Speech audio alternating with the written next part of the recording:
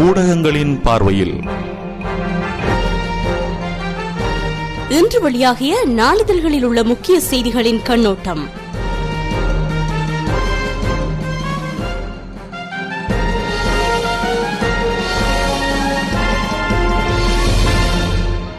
வணக்கம் ஜிடிஎன் நேயர்களே. இன்று செப்டம்பர் மாதம் 5ஆம் தேதி திங்கட்கிழமை ஊடகங்களின் பார்வை நிகழ்ச்சியூடாக உங்களை சந்திக்கின்றோம். வணக்கம் அமுதன். வணக்கம் ஸ்டீஃபன். வணக்கம் நேயர்களே. இன்று முதலாவதாக நாங்கள் யாழ்ப்பாணத்தில் வெளியாகும் உதயன் பத்திரிகை எடுத்துக்கொள்வோம். உதயன் பத்திரிகையின் பிரதான செய்தியாக தீர்மானம் நிறைவேறினால் செயல்படுத்துவது எப்படி, பான் கி மூன் ஆலோசனை, ராஜதந்திர வட்டாரங்கள் தகவல் என்ற தலைப்பில் அந்த செய்தி வெளியிடப்பட்டுள்ளது. அடுத்த வாரம் ஜெனீவாவில் ஆரம்பமாக உள்ள ஐக்கிய நாடுகள் சபையின் மனித உரிமைகள் கூட்டத்தொடரில் இலங்கைக்கு எதிராக தீர்மானம் நிறைவேற்றப்பட்டால் அதனை நடைமுறைப்படுத்துவது எவ்வாறு என்பது குறித்து ஐநா செயலாளர் நாயகம் தீவிரமாக ஆலோசனை நடத்தி வருகிறார் என்று ஐநாவுடன் தொடர்புடைய உயர்மட்ட ராஜதந்திர வட்டாரங்கள் நேற்று உதயனுக்கு தெரிவித்துள்ளன. இது தொடர்பில் தனது ஆலோசகர்களுடன் பான் கி மூன் தொடர்ச்சியாக பல சந்திப்புகளை ஏற்கனவே நடத்தி இருக்கிறார் என்றும் அந்த வட்டாரங்கள் தெரிவித்தன. இதனால் இலங்கை அரசும் தனது எதிர் நடவடிக்கைகளை முடுக்கி விட்டுள்ளதாக தெரிகிறது. எதிர்வரும் 12ஆம் தேதி ஐநா மனித உரிமைகள் சபையின் 18வது கூட்டத்தொடர் ஆரம்பமாகிறது. இந்த அமர்வில் இலங்கையில் இடம்பெற்றதாக கூறப்படும் மனித உரிமை மீறல்கள் விவகாரமே முக்கியமாக விவாதிக்கப்பட வேண்டும் என அமெரிக்கா, பிரிட்டன் உட்பட பல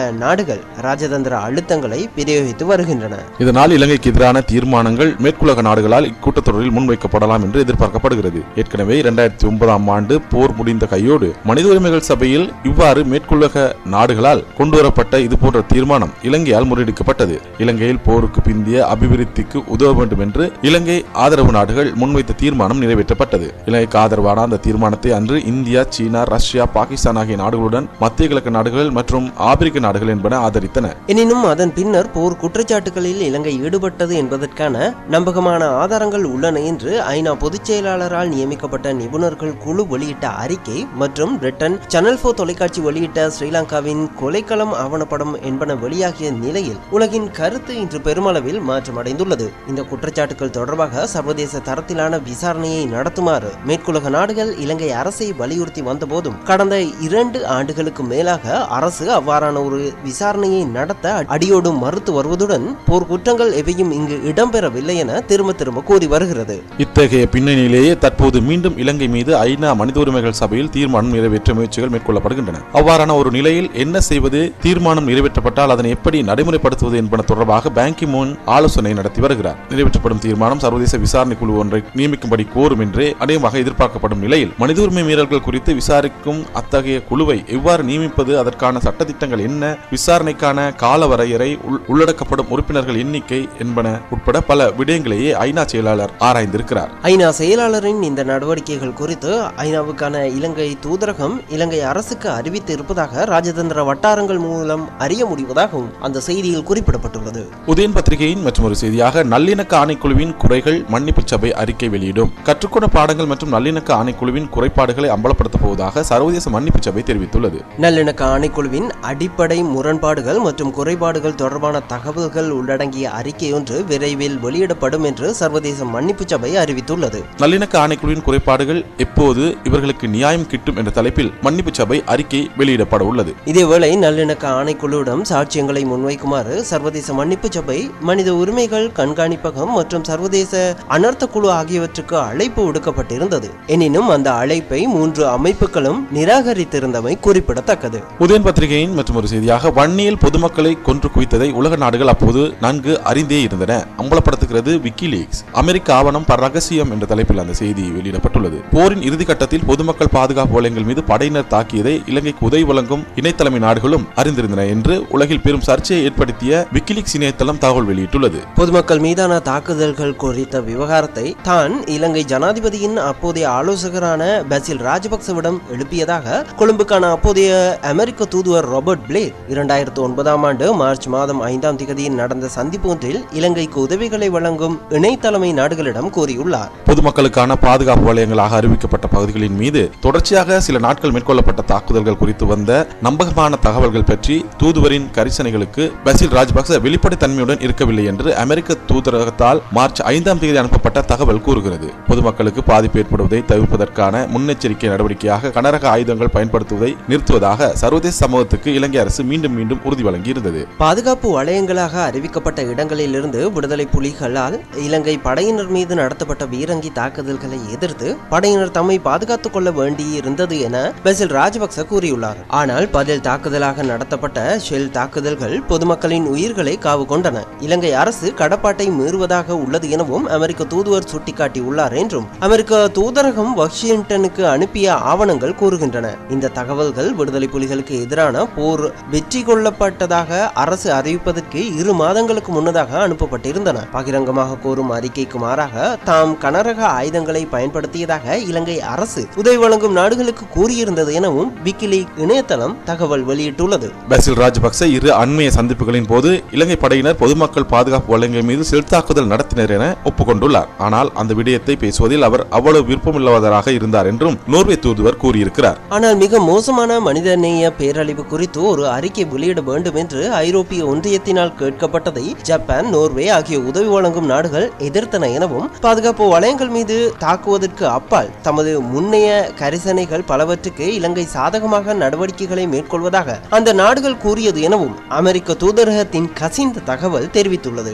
GSP வரிச்சலுகைக்கு மீண்டும் வாய்ப்பு என்ற தலைப்பிலும் உதயநிலையில் ஒரு செய்தி வெளியிடப்பட்டுள்ளது. கடந்த வருடம் டிசம்பர் மாதம் இடைநிறுத்தப்பட்ட அமெரிக்க GSP வரிச்சலுகை மீண்டும் இலங்கை கிடைக்கும் வாய்ப்புள்ளது என நம்பிக்கை வெளியிடப்பட்டுள்ளது. அமெரிக்க வர்த்தக நடவடிக்கை திணைக்களத்தின் சர்வதேச வர்த்தக கொள்கை தொடர்பிலான பொருளாதார நிபுணர் மைக்கேல் டொனவன் அண்மையில் இலங்கைக்கு விஜயம் செய்திருந்த போதே இதனை தெரிவித்திருந்தார். அவர் தனது இலங்கை விஜயத்தின் போது தொழில்துறை அதிகாரிகள், முதலாளிமார் மற்றும் தொழிற்சங்கங்களுடன் கலந்துரையாடல்களை மேற்கொண்டிருந்தார். இந்த நிலையில் குறித்த அமெரிக்க பிரதிநிதி வரிச்சலுகை கிடைப்பதற்கான சந்தர்ப்பங்கள் அதிகம் உள்ளன என தெரிவித்தார் என்று சுதந்திர வர்த்தக வலய மற்றும் பொது சேவைகள் பணிப்பாளர் சங்கத்தின் பிரதான செயலாளர் ஆண்டன் மார்கஸ் தெரிவித்துள்ளார். இதேவேளை கொழும்பில் உள்ள அமெரிக்க தூதரக காரியாலயமும் நேற்று மாலை வெளியிட்ட அறிக்கையின்படி அமெரிக்க GSP வரிச்சலுகை இலங்கை உள்ளிட்ட நாடுகளுக்கு மீளவும் வழங்குவதற்கு தமது அரசு தீர்மானித்துள்ளது என தெரிவிக்கப்பட்டுள்ளது. அமெரிக்க காங்கிரஸ் சபை ஊடாக இந்த வருடத்தில் இந்த மீளாய்வு செய்யப்பட உள்ளதாகவும் அந்த அறிக்கையில் குறிப்பிடப்பட்டுள்ளது. உதயன் பத்திரிகையின் மற்றொரு செய்தியாக இலங்கை ஒரே நாடு என்பதை தமிழர்களுக்கு உணர்த்த வேண்டும். சுதந்திர கட்சி மாநாட்டில் ஜனாதிபதி உரை என்ற தலைப்பில் ஒரு செய்தி வெளியிடப்பட்டுள்ளது. தமிழ் முஸ்லிம் சமூக மக்கள் சிறுபான்மை இனத்தவர்கள் அல்லர். இலங்கை என்பது தனியான ஒருமித்த நாடு என்பதை அவர்களுக்கு உணர வைப்பதுதான் இன்றைய ஸ்ரீலங்கா சுதந்திர கட்சி தலைமையிலான அரசின் முக்கிய பணி. இவ்வாறு தெரிவித்தார் ஜனாதிபதி மஹிந்த ராஜபக்ச. கடந்த வெள்ளியன்று அலரி மாளிகையில் நடைபெற்ற ஸ்ரீலங்கா சுதந்திர கட்சியின் 60வது ஆண்டு நிறைவு மாநாட்டில் மஹிந்த ராஜபக்ச இதனை தெரிவித்தார். இங்கு தொடர்ந்து முறையாற்றிய மஹிந்த ராஜபக்ச நாட்டில் பிரிவினைவாதத்திற்கு இடமில்லை, நாட்டில் சிறுபான்மை இனத்தவர்கள் என்ற எண்ணம் தமிழ் முஸ்லிம் மக்களுக்கு ஏற்பட இடமளிக்க கூடாது. இலங்கையில் அரைவாசியை தருவதாகவும் நாட்டில் ஒரு துண்டை பிரித்து தருவதாகவும் கூறி பிரிவினைவாதிகளுக்கு கப்பம் செலுத்தும் விதத்தில் மக்களை ஏமாற்ற முடியாது எனவும் மஹிந்த ராஜபக்ச இதன்போது தெரிவித்துள்ளார். எமது கட்சி ஒருபோதும் தமிழ் முஸ்லிம் மக்களை ஏமாற்றிய கட்சி அல்ல. 1950களில் உயர் தட்டு மக்களை தோற்கடித்து அடித்தட்டு மக்களின் பிள்ளைகளுக்கு சுதந்திரம் கொடுத்தமை, 1972இல் சுதந்திர அரசமைப்பு மூலம் நாட்டுக்கு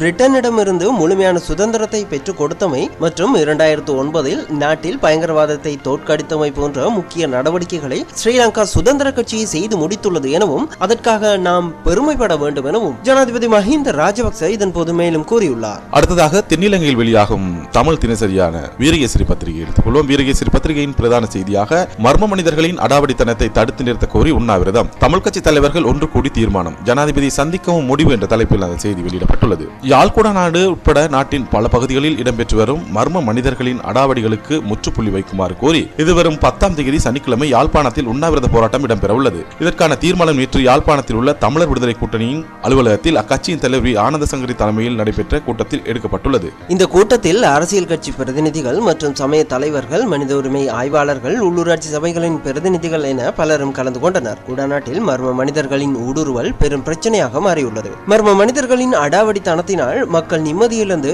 வாழ்ந்து வருகின்றனர். மர்ம மனிதர்களை பொதுமக்கள் பிடித்துச் செல்லும் போது ஏற்படும் முரண்பாடுகளை அடுத்து படையினர் பொதுமக்கள் மீது தாக்குதல்களை நடத்தி வருகின்றனர். எனவே மர்ம மனிதர்களின் விவகாரத்திற்கு முற்றுப்புள்ளி வைக்க வேண்டும் என்று தமிழ் கட்சிகளின் தலைவர்கள் கோரிக்கை விடுத்துள்ளனர். இந்த நிலையிலே தமிழர் விடுதலை கூட்டணியின் தலைவர் ஆனந்த சங்கரி தலைமையில் நேற்று இக்கூட்டம் இடம்பெற்றது. இந்த கூட்டத்தில் மர்ம மனிதர்களின் விவகாரத்தினால் எழுந்துள்ள நிலைமை குறித்து விரிவாக ஆராயப்பட்டது. மர்ம மனிதர்களின் நடமாட்டம் மற்றும் நடவடிக்கைகளினால் குடாநாட்டில் குறிப்பாக பெண்கள் உடல் உளரீதியாகவும் பாதிக்கப்பட்டுள்ளனர். மர்ம மனிதர்களை துரத்தி பிடிக்க முயன்ற பொதுமக்கள் மோசமாக தாக்கப்பட்டுள்ளனர். இதனால் குடாநாட்டில் மக்கள் பெரும் அச்சம் கொண்டிருப்பது பற்றியும் இதனை தடுக்க வேண்டியதன் அவசியம் குறித்தும் இங்கும் பலரும் சுட்டிக்காட்டினர். குடாநாட்டின் இன்றைய நிலைமையில் பொதுமக்கள் அனுபவிக்கும் துன்ப துயரங்களை அரசாங்கம் அரசாங்கத்திற்கும் வெளி உலகத்திற்கும் எடுத்துரைக்கும் வகையில் எதிர்வரும் 10ஆம் தேதி சனிக்கிழமை யாழ்ப்பாணத்தில் உள்ள ஆலயம் ஒன்றில் அடையாள உண்ணாவிரத போராட்டத்தை நடத்துவது எனவும் இந்த கூட்டத்தில் தீர்மானிக்கப்பட்டதாக அந்த செய்தியில் மேலும் குறிப்பிடப்பட்டுள்ளது. சர்வதேச விசாரணைக்கான தீர்மானம் ஜெனீவா மாநாட்டில் மேற்கொள்ளப்படும். தேசப்பற்றுள்ள தேசிய இயக்கம் என்ற தலைப்பிலும் விரிகை செய்தியில் ஒரு செய்தி வெளியிடப்பட்டுள்ளது. ஜெனீவா மாநாட்டில் இலங்கைக்கு எதிராக சர்வதேச விசாரணைக்கான தீர்மானம் மேற்கொள்ளப்படும். இதன் பின்னணியில் இந்தியா மற்றும் அமெரிக்கா உள்ளிட்ட மேற்குலக நாடுகளே உள்ளன என்று தேசப்பற்றுள்ள தேசிய இயக்கத்தின் தலைவர் கலாநிதி குணதாச அமரசேகர தெரிவித்தார். எந்த ஒரு காரணத்துக்காகவும் சர்வதேச விசாரணைக்கு ஜெனீவா செல்லும் இலங்கை பிரதிநிதிகள் குழு இணக்கம் தெரிவிக்க கூடாது. அவ்வாறான காட்டிக் கொடுப்பு நடைபெற்றால் நாட்டில் பாரிய போராட்டங்கள் வெடிக்கும். ஏனெனில் நாட்டிற்கு பின்னர் தான் அரசாங்கம் என்றும் அவர் குறிப்பிட்டார். இது தொடர்பாக கலாநிதி குணதாச அமரசேகர் மேலும் கூறுகையில், நாட்டில் யுத்தம் முடிந்த பின்னரும் அதற்கு முன்னரும் சர்வதேச நாடுகள் இலங்கைக்கு எதிராக சூழ்ச்சிகளை செய்து வந்தன. பல சந்தர்ப்பங்களில் உள்நாட்டின் இறையாண்மையை கேள்விக்குறியாக்கும் வகையில் சர்வதேசம் எல்லை மீறிய தலையீடுகளையும் அழுத்தங்களையும் மேற்கொண்டன. ஆனால் தற்போது நாட்டை மண்டியிட வைக்கும் முயற்சிகளில் சர்வதேசத்தின் சக்திகள் தீவிரமாக செயற்பட ஆரம்பித்து விட்டன. எதிர்வரும் 12ஆம் தேதி ஜெனீவாவில் நடைபெறவுள்ள சர்வதேச மனித உரிமை பேரவையில் இலங்கைக்கு எதிரான தீர்மானம் மேற்கொள்ளப்பட உள்ளதாக குணதாச அமரசேகர் மேலும் கூறியுள்ளார். ஏனென்றால் இங்கு அங்கத்துவம் வைக்கும் நாடுகளில் பெருந்தொகையான நாடுகள் இலங்கையின் எதிரிகளாகவே உள்ளன. எனவே எதிரியின் வீட்டில் சிறந்த உபசாரத்தை எம்மால் எதிர்பார்க்க முடியாது. ஐக்கிய நாடுகள் சபை நிபுணர் குழு அறிக்கையின் ஊடாக சர்வதேச விசாரணைகளை மேற்கொள்ள இந்தியாவும் அமெரிக்காவும் அழுத்தம் கொடுக்கும். ஜெனீவா செல்லும் இலங்கை குழுவினருக்கு மிக முக்கியமான பொறுப்புகள் உள்ளன. அவர்கள் பேசும்போது தலையை ஆட்டிவிட்டு வந்துவிடக் கூடாது. நாட்டுக்கு எதிரான தீர்மானங்களை தோற்கடிக்க பொதுமக்கள் தயாராகவே உள்ளனர். அது மட்டுமின்றி துரோகிகளை இனங்கண்டு தேசப்பற்றுள்ள மக்கள் அவர்களை விரட்டி அடிப்பர் எனவும் தேசப்பற்றுள்ள தேசிய இயக்கத்தின் தலைவர் கலாநிதி குணதாச அமரசேகர மேலும் கூறியுள்ளார். அடுத்ததாக தமிழகத்தில் வெளியாகும் தினமணி பத்திரிகை எடுத்துக்கொள்ளும். தினமணி பத்திரிகையின் ஒரு முக்கிய செய்தியாக அரசுக்கு அசாரே எச்சரிக்கை என்ற தலைப்பில் ஒரு செய்தி வெளியிடப்பட்டுள்ளது. தனது ஆதரவாளர்களுக்கு தேவையற்ற தொந்தரவு அளிப்பதை நிறுத்திக் கொள்ள வேண்டும். இதனால் தேவையற்ற பிரச்சனைகள் தான் உருவாகும் என்று மத்திய அரசுக்கு அண்ணா அசாரே எச்சரிக்கை விடுத்துள்ளார். அசாரேவின் உதவியாளர் அரவிந்த் கெஜ்ரிவாலுக்கு வருமான வரி துறையினர் மனு அனுப்பியுள்ளனர். கிரண் பேடி, பிரசாந்த் பூஷணன் ஆகியோருக்கு நாடாளுமன்ற உரிமை மீறல் மனு அனுப்பப்பட்டுள்ளது. மத்திய அரசின் இந்த நடவடிக்கைகள் நாடு முழுவதும் பெரும் பரபரப்பை ஏற்படுத்தியுள்ளன. மத்திய அரசுக்கு எதிராக உண்ணாவிரதம் மேற்கொண்ட அசாரை மீது நேரடியாக ஏதாவது நடவடிக்கை எடுத்தால் பெரிய அளவில் பிரச்சனை ஏற்படலாம் என்பதால் அவரது ஆதரவாளர்களை ஒடுக்க மத்திய அரசு மேற்கொள்ளும் நடவடிக்கைகளாகவே இவை கருதப்படுவதாக அந்த செய்தியில் மேலும் குறிப்பிடப்பட்டுள்ளது. இந்த நிலையில் மகாராஷ்டிர மாநிலம் ரலேகான் சிந்தியில் உள்ள தனது சொந்த கிராமத்தில் ஞாயிற்றுக்கிழமை அசாரை செய்தியாளர்களை சந்தித்தார். எங்கள் குழுவினருக்கு எதிரான தவறான நடவடிக்கைகள் மேற்கொள்ளப்படுவதை மத்திய அரசு நிறுத்திக் கொள்ள வேண்டும். மக்கள் குழுவினருக்கு தேவையற்ற தொந்தரவுகளை அளித்தால் தேசத்தில் அமைதியற்ற சூழ்நிலைதான் உருவாகும் என தெரிவித்துள்ளார். நீங்கள் உண்ணாவிரதம் இருந்ததற்காக அரசு இப்பொழுது பழி வாங்கும் நடவடிக்கையில் ஈடுபடுகிறதா என பத்திரிகையாளர் ஒருவர் எழுப்பிய கேள்விக்கு பதிலளித்த அசாரே, அரசு தவறான நடவடிக்கையில் ஈடுபடாமல் மக்களுக்கு நன்மைகளை ஏற்படுத்தும் வகையில் நடந்து கொள்ள வேண்டும். மக்களுக்கு தெரியும், அரவிந்த் கெஜ்ரிவாலுக்கு வருமான வரித்துறையினர் நோட்டீஸ் அனுப்பியுள்ளனர். கிரண் பேடி, பிரசாத் பூஷணன் ஆகியோருக்கு நாடாளுமன்ற உரிமை மீறல் நோட்டீஸ் அனுப்பப்பட்டுள்ளது. இந்த நோட்டீஸ்கள் ஏன் அனுப்பப்படுகின்றன என்பது நாட்டு மக்களுக்கு தெரியும். பழிவாங்கும் எண்ணம் வேண்டாம். அத்துடன் எங்கள் மக்கள் இயக்கத்தினர் மீது அரசு எடுத்து வரும் தவறான நடவடிக்கைகள் அரசின் உள்நோக்கம் என்ன என்பதை தெளிவாக எடுத்து காட்டுகிறது. இது நாட்டில் அமைதியற்ற சூழலை உருவாக்கும் எனவும் அரசு பழிவாங்கும் எண்ணத்தை கைவிட்டு தேச ஒற்றுமையிலும் வளர்ச்சியிலும் கவனம் செலுத்த வேண்டும் எனவும் நாட்டில் ஒற்றுமை இருந்தால்தான் இந்தியாவை வல்லரசாக்க முடியும் எனவும் அண்ணா அசாரே இதன் போது தெரிவித்துள்ளார். இந்த செய்தியோடு இன்றைய ஊடகங்களின் பார்வை நிகழ்ச்சி நிறைவுக்கு வருகிறது. மீண்டும் இதே நிகழ்ச்சியில் நாளை சந்திக்கும் வரை உங்களிடமிருந்து விடைபெறும் நான் ஸ்டீபன். நான் அமுதன். வணக்கம் நேயர்களே.